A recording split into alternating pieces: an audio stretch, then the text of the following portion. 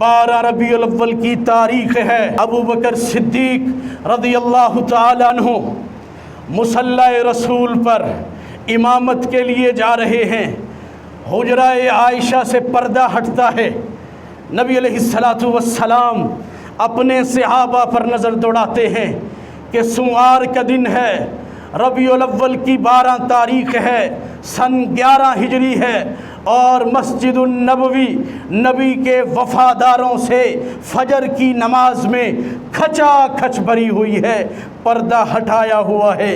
ابو بکر مصلی رسول پر جا رہے ہیں، نبی علیہ السلام کو دیکھتے ہیں، وہیں ٹھہر جاتے ہیں، وہیں رک جاتے ہیں۔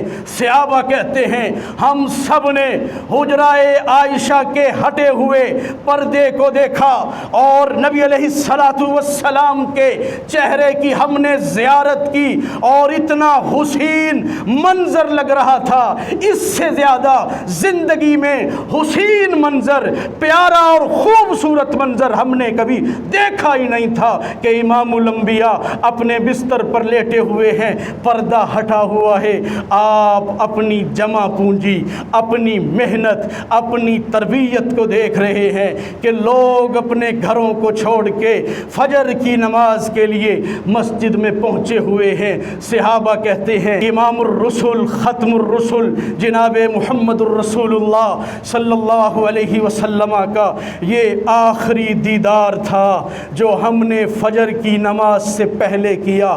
اس کے بعد امام الانبیاء کی زندگی میں ہم کوئی دوسرا دیدار نہ کر سکے۔ آپ نے اشارہ فرمایا ابو بکر مصلی رسول پر کھڑے ہو کر کے فجر کی جماعت کی امامت اور اقتداء کروا دیجئے۔